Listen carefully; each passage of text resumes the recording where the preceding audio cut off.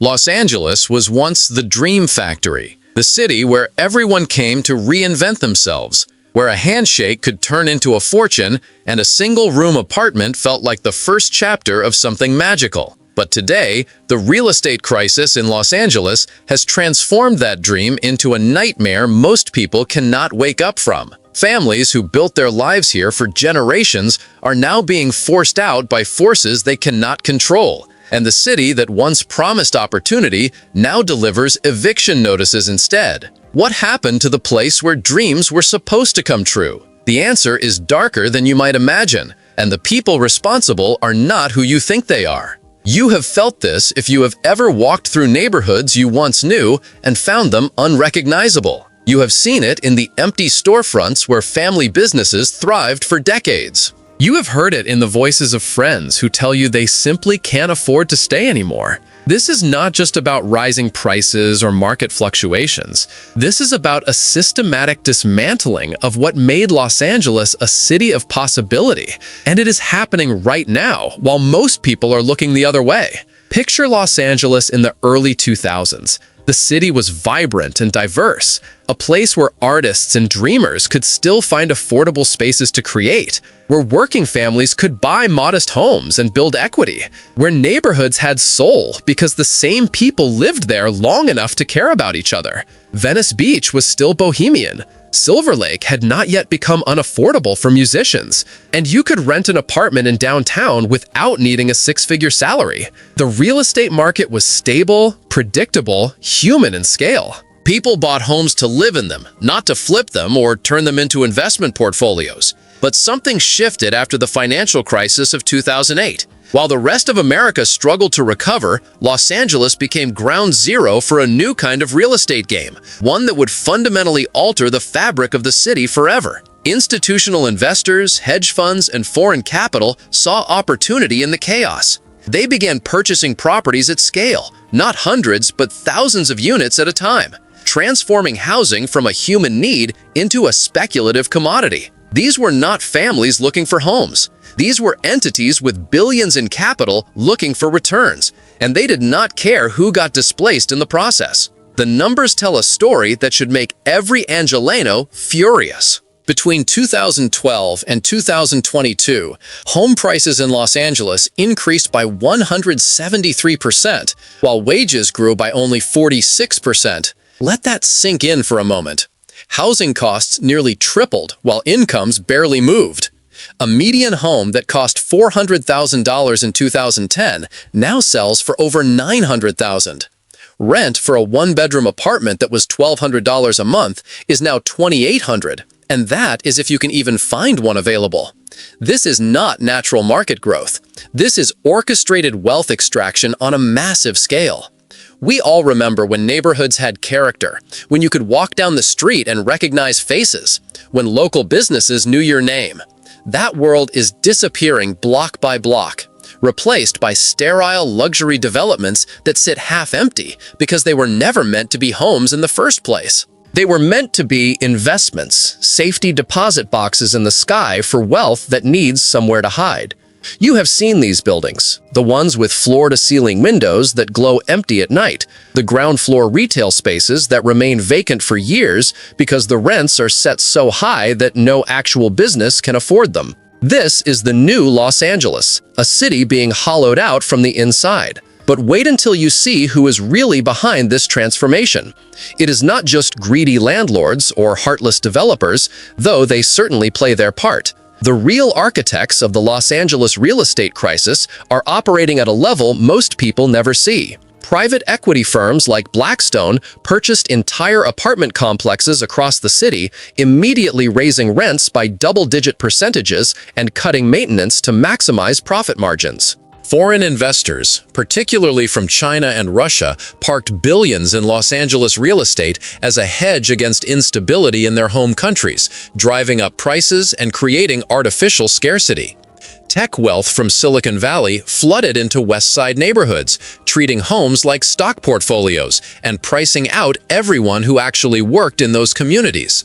The strategy was brilliant in its cruelty. Buy properties in cash, outbidding families who need mortgages. Renovate minimally but market aggressively as luxury. Raise rents beyond what existing tenants can pay. Wait for them to leave. Repeat. It is a formula that has displaced tens of thousands of longtime Angelenos, and it is perfectly legal. The people making these decisions never see the families they are destroying. They see spreadsheets and profit margins and quarterly returns for shareholders who live in other countries and do not care if Los Angeles becomes unlivable for the people who actually make the city function. You have felt this in ways you might not even realize.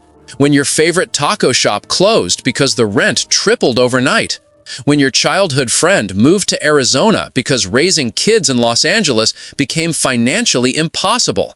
When you started seeing homeless encampments in neighborhoods that never had them before. These are not separate problems. These are all symptoms of the same disease. A real estate market that has been deliberately engineered to extract maximum wealth from the many and deliver it to the few. The construction of new housing, which should theoretically ease the crisis, has become part of the problem instead of the solution. Developers in Los Angeles build almost exclusively luxury units because the profit margins are higher and the approval process is easier when you are promising tax revenue from wealthy residents. Between 2015 and 23, 87% of new housing built in Los Angeles was classified as luxury or high-end. Less than 13% was affordable to median income residents. The city approved towers with penthouses selling for $20 million, while teachers and nurses were being priced out of every neighborhood within an hour of their workplaces. We have all seen the absurdity of this. Construction cranes dot the skyline, new buildings rising every month. And yet the housing crisis gets worse instead of better. That is because those buildings are not designed to house Angelenos. They are designed to house capital. When a Hong Kong investor buys a $3 million condo in Century City and visits twice a year, that unit is effectively removed from the housing supply, even though it technically exists. When a tech executive buys a Craftsman in Highland Park as a weekend house, that is one less home available for the family who has lived in that neighborhood for 3 generations.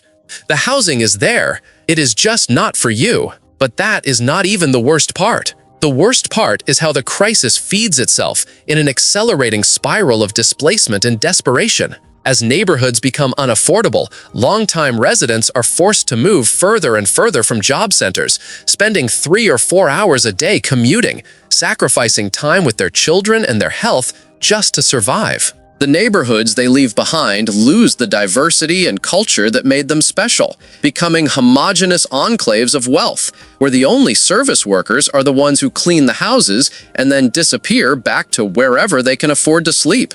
Los Angeles is becoming a city of 2 classes with nothing in between, and the middle class is being systematically eliminated. The human cost of this crisis cannot be measured in statistics alone, though the statistics are devastating enough. Los Angeles County now has over 75,000 people experiencing homelessness, the highest number in the nation.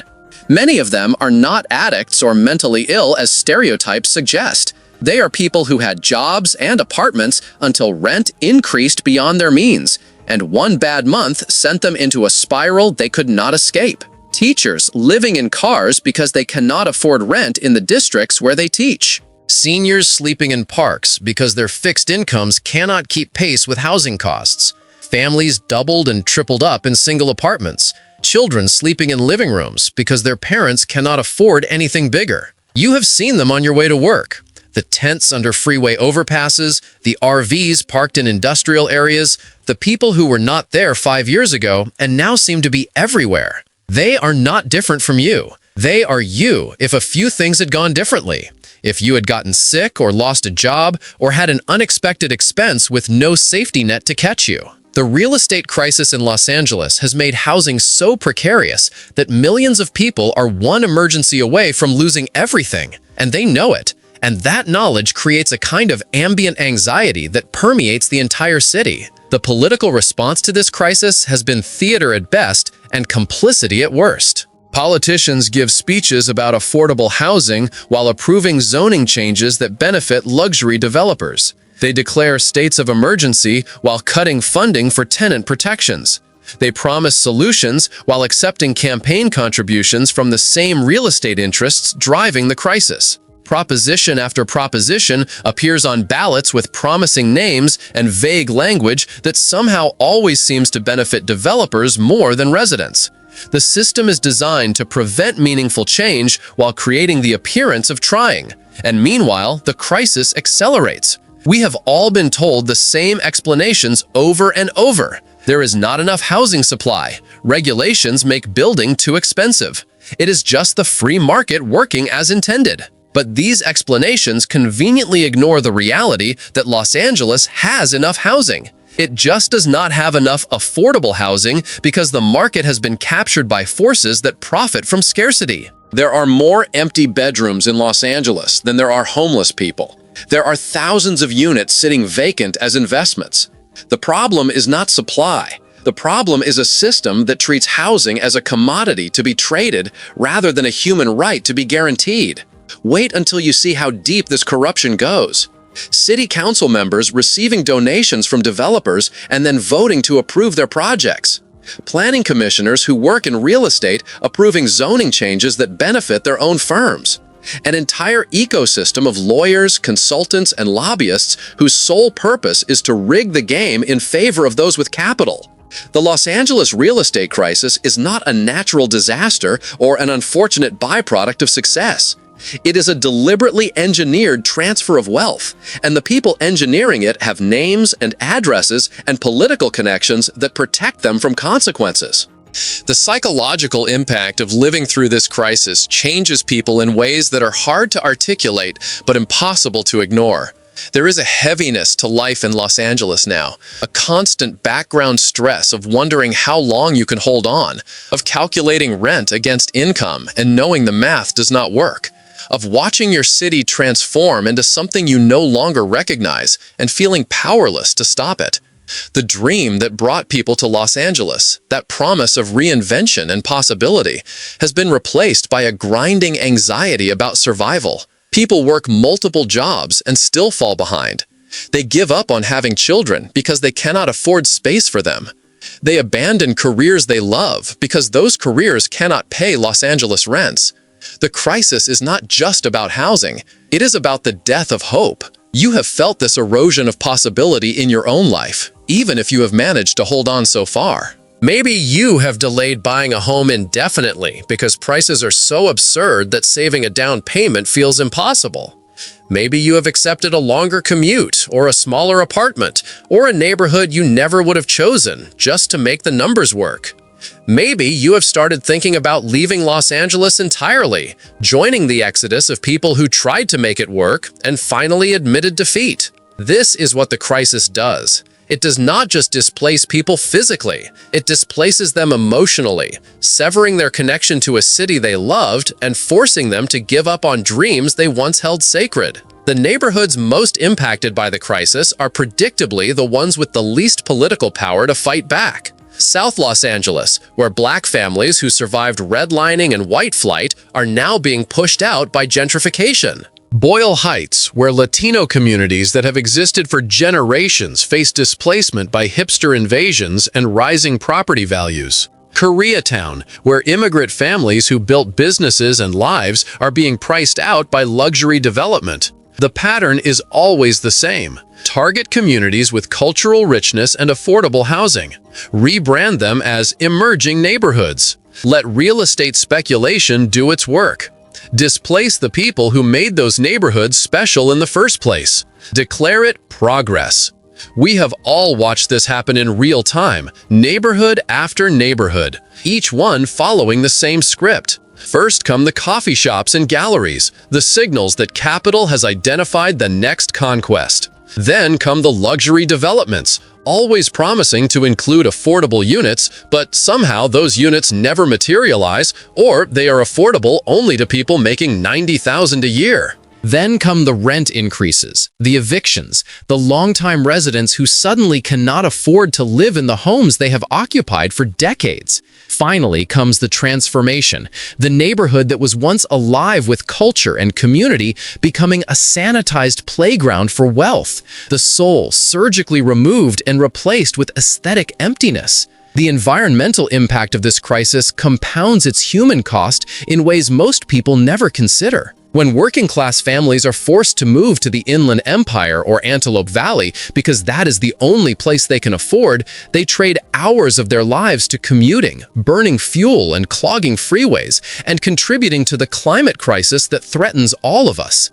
Los Angeles becomes more sprawled, more car-dependent, more unsustainable with every family that gets displaced. The compact, walkable neighborhoods that existed before the crisis were actually climate-friendly, but we are destroying them in favor of a model that guarantees environmental catastrophe.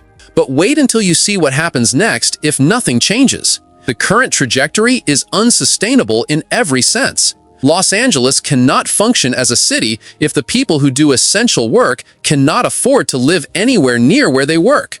Who will teach the children when teachers cannot afford rent in any neighborhood with schools? Who will fight fires when firefighters are priced out of the city they protect? Who will serve food and stock shelves and provide health care when service workers have to choose between eating and paying rent? The parasitic model of extracting maximum profit from real estate while providing no value in return eventually collapses because you cannot have a functioning city without the people who make it function. You have started to see the warning signs already. Businesses closing because they cannot find workers who can afford to live close enough to commute. Schools struggling to fill positions because qualified teachers are leaving for places where their salaries can sustain a decent life. Emergency services stretched thin because recruiting people to high cost of living areas becomes impossible when wages do not match expenses. Los Angeles is hollowing itself out, creating a beautiful corpse that looks impressive from a distance but has no life left inside. The real estate crisis is not just a housing problem, it is an existential threat to the city itself. The pandemic revealed just how fragile this system really is. When eviction moratoriums prevented mass displacement, landlords and their lobbyists fought tooth and nail to remove protections, caring more about profit margins than human survival. When remote work allowed some people to leave expensive cities, rents barely budged because the investor class does not need tenants to make money. They just need to maintain the illusion of value. The crisis exposed that housing in Los Angeles is no longer primarily about providing shelter. It is about maintaining asset values for people who already have far more wealth than they could ever spend. We have all been gaslit into believing this is normal, that this is just how cities work, that we should accept obscene housing costs as the price of living somewhere desirable. But it is not normal. It is not inevitable. It is a choice made by people with power to benefit themselves at the expense of everyone else. There is nothing natural about families being priced out of neighborhoods their ancestors built.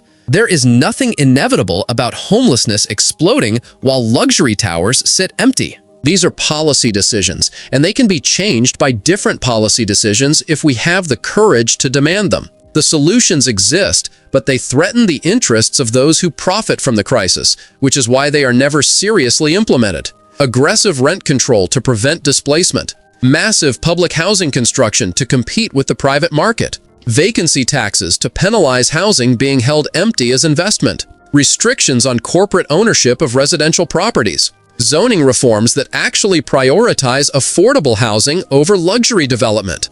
None of these ideas are radical. They are standard practice in cities around the world that have decided housing is a human right rather than a commodity. But in Los Angeles, they are treated as impossible fantasy because the real estate industry has captured the political system so completely that alternatives to their profit model cannot even be discussed honestly. You have the power to change this if you recognize what is happening and demand something different. The real estate crisis in Los Angeles is not inevitable. It is not natural. It is not the result of too many people wanting to live in a desirable place. It is the result of a system that has been deliberately designed to extract wealth from working people and deliver it to investors who contribute nothing of value in return. Every time you hear someone say, "The market will solve this," remember that the market created this. Every time you hear someone say, "We need more luxury development," remember that luxury development is the problem, not the solution. Every time you hear someone blame the victims of this crisis, remember who is actually responsible and who benefits from keeping you confused. The city you remember, the Los Angeles that promised possibility and welcomed dreamers, can still be reclaimed if enough people decide to fight for it. But that means confronting uncomfortable truths about who has power and how they use it. It means organizing with your neighbors instead of competing against them. It means demanding that politicians choose people over profit or replacing them with ones who will. It means recognizing that your struggle to afford housing is not personal failure, but systematic exploitation, and that the only way to solve systematic problems is through collective action. Empty tables where families used to gather, empty streets where children used to play, empty dreams where futures used to bloom. This is the Los Angeles the real estate crisis is creating, a city of ghosts and capital, beautiful and hollow and dying. You have watched it happen. You have felt it in your bones, in your bank account, in the knot of anxiety that tightens every time rent is due.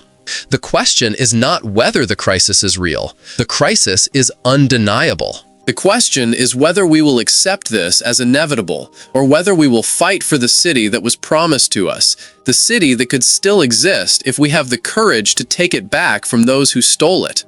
If you have felt this pain, if you have watched your city transform into something unrecognizable, if you have been forced to make impossible choices between housing and everything else that makes life worth living, share your story in the comments. Let people know they are not alone. Let people see that this is not individual failure, but collective robbery. And if you found this revealing, if this opened your eyes to forces you sensed but could not name, subscribe, because the next story might reveal where we go from here. The crisis is not over. In fact, it is just beginning. But so is the resistance. And that is where this story takes its next turn.